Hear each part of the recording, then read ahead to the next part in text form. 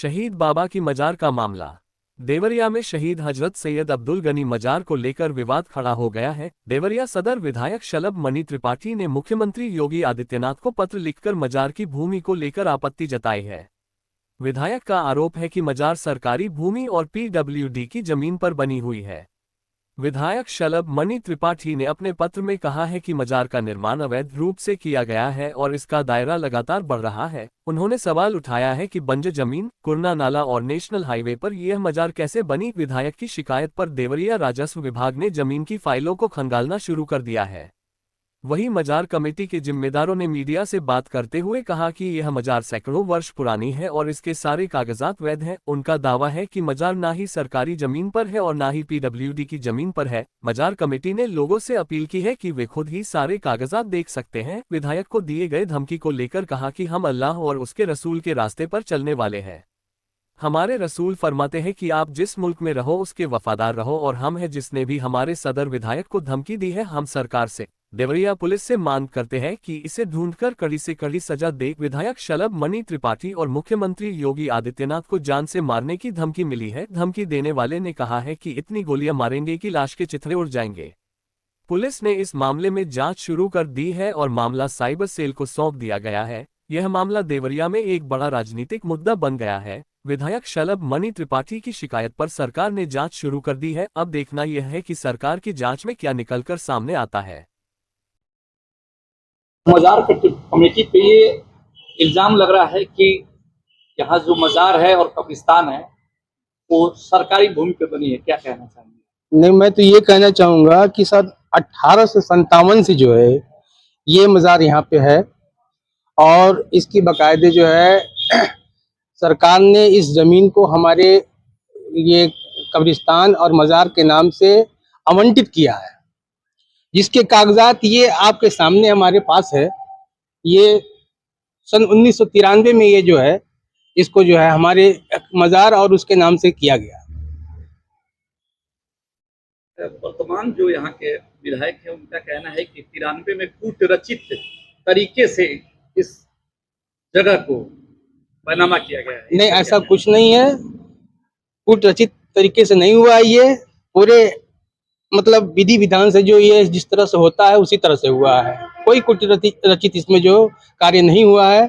ये जमीन, ये मजार का और ये पूरा नीचे का सब सही है। कितनी जमीन है? लगभग ये 9.5 कट्टे की जमीन है हमारी, मजार और कब्रिस्तान मिला के। तो इस समय जितने भी मजार और कब्रिस्तान मिला के पूरी जमीन है कि कम है कि उससे अधिक है? सब सही है, नाप के सारा चीजें काम कराया गया है। इसमें कहीं कोई जो है गलत नहीं किया गया है। क्या नाम है? जी, मेरा नाम इरशाद अहमद है। मैं इस कमेटी का सदर रहा हूं और तहफ़्फ़ुज़ अंजुमन कमेटी में मैं बाइसिया सेक्रेटरी का काम किया हूँ। विधायक जी ने आरोप लगाया है कि जब वो बाजार का मुद्दा उठाए तो उनको जान से मारने की धमकी मिली। ये हम नहीं बता सकते।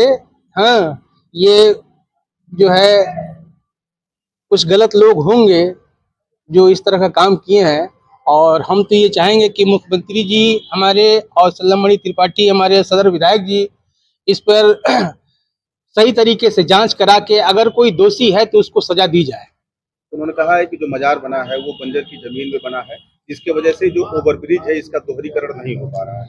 नहीं, ये हमारा ये जो मजार बना हुआ था तो उस वक्त ये लोग आए थे तो हम लोगों ने ये कहा कि ठीक है थोड़ा सा किनारे करके आप बना लीजिए, लेकिन ये चीज नहीं हुआ कि मतलब हमारे उसमें हम बाद में बनाए हो और मजार रोड पहले बना हो और मजार बाद में बना। मजार हमारा पहले से बना हुआ था, मजार पहले से बना था। हम लोगों ने जगह दी, हम लोगों ने उनको जगह दी थी ये लोग बना ले। ये जो पुल बनने के लिए जमीन आपने दी थी? जी जी जी जी जी, हमने अपना जो है छोड़ के कि भाई उसको उधर से बना लीजिए। मजार तो हमारी बनी हुई थी पहले से। जो आरोप लग रहे हैं वो ये है कि ये पीडब्ल्यूडी की जमीन है इधर, तो इस बारे में क्या जानकारी है आपको? यहाँ के खातिन भी हैं, आप बताएं। सर, पहली बात तो ये हमारे बुजुर्गों के यहाँ पे खून पसीना लगा है। हमारे बुजुर्ग इसी बगल में कब्रिस्तान है, वहाँ दफन है। हम जो कहेंगे वो एकदम फैक्ट के साथ कहेंगे कि हमारे बुजुर्गों ने जब यहाँ खिदमत किया था तो पहले से यहाँ मजार थी और जहां तक बंजर भूमि की बात है, ये नानजेडे की जमीन गवर्नमेंट ने अलॉट की है कब्रिस्तान और मजार के लिए। ये कब अलॉटेड कब हुई थी? देखिए अलॉटेड तो पहले हुई थी, लेकिन उसको चढ़वा, एक होता है ना कि एक प्रोसीजर होता है, चढ़वाने का टाइम होता है, 1993 में चढ़ाया गया था। मेरे दादाजी ने, मरहूम हाजी मुख्तार साहब ने, जो हाजी सुलेमान शाह के औलाद थे, उन्होंने चढ़वाया था।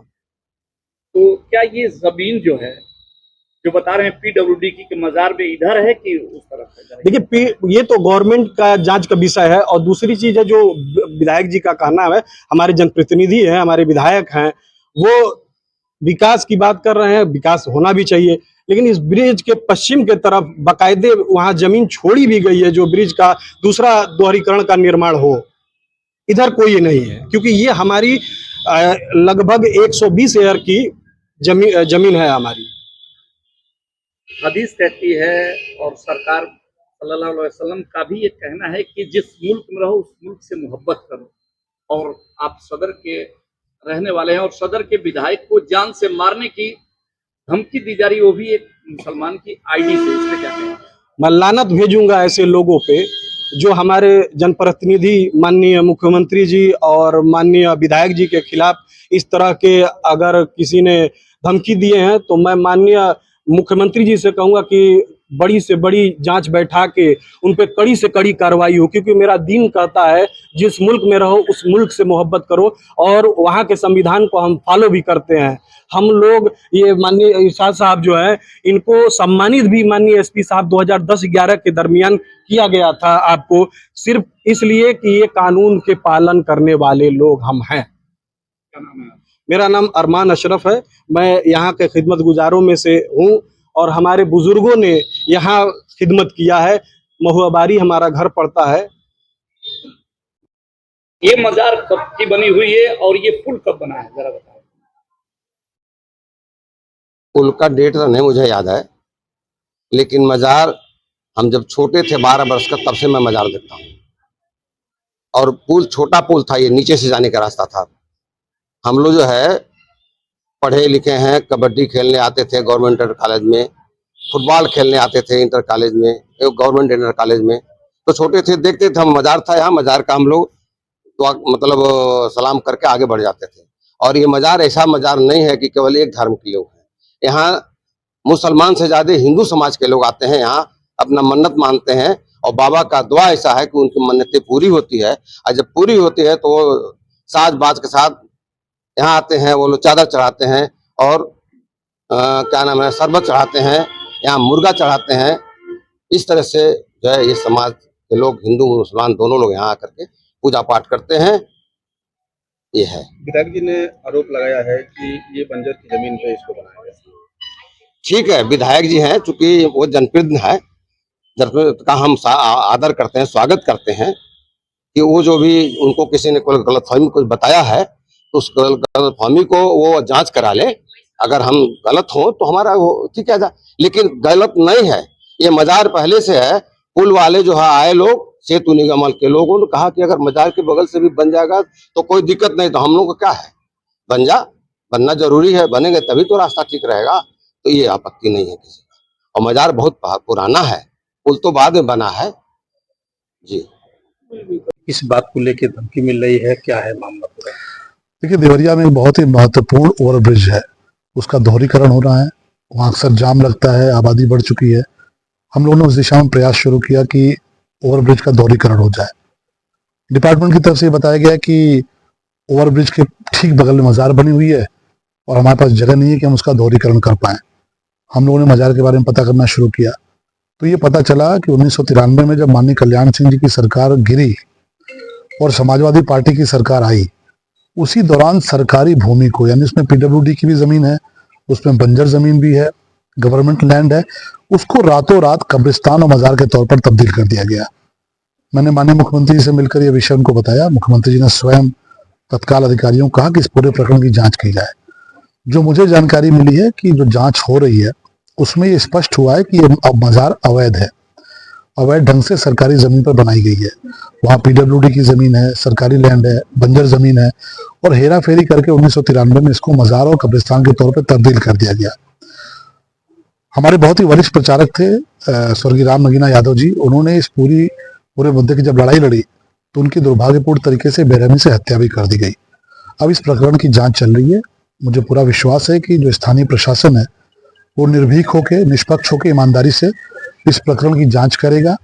और मैं अपेक्षा करता हूं कि अवैध मजार जैसे स्पष्ट होता है कागजों में उसको हटाया जाएगा, ताकि हमारे देवरिया में ओवरब्रिज का दोहरीकरण का जो रास्ता है वो प्रशस्त हो सके, विकास का रास्ता बन सके। सर, धमकी इस बात को लेके आपको धमकी भी मिली है? देखिए, धमकी तो अब इस प्रकार की चीजें, कुछ तत्व हैं जो इस प्रकार का काम करते रहते हैं। आप सबके माध्यम से, सोशल मीडिया के माध्यम से ये पता चला है कि किसी ने माननीय मुख्यमंत्री जी को और मुझे लेकर बहुत सारी बातें कही है। हम लोग सनातनी लोग हैं और इस प्रकार की गीदड़ भभकियों से हम डरते नहीं हैं। मोदी जी और योगी जी के राज में जो दहशतगर्दी करने का प्रयास करेगा वो कुत्ते की मौत मारा जाएगा। तो इस प्रकार की धमकियों से घबराने की बात नहीं है। देवरिया की महान जनता मेरी भाग्य विधाता है और महान जनता, देवरिया की जनता के संरक्षण में पलता बढ़ता हूँ। मुझे किसी से कोई खौफ नहीं है। और बाकी जो इस प्रकार के तत्व किस प्रकार के सर? सोशल मीडिया मैंने देखा, उसमें बहुत तारीफ की बातें हैं, गोली चलाने की बात है, और आपने देखा ही होगा। तो ऐसे तत्वों को बहुत महत्व देने की आवश्यकता नहीं है। लेकिन गीदड़ भभकी देने वाले लोग और दहशतगर्दी का सपना पालने वाले लोग मोदी जी और योगी जी के राज में कुत्ते की मौत मरते हैं। तो निश्चिंत रहें, कार्रवाई होगी।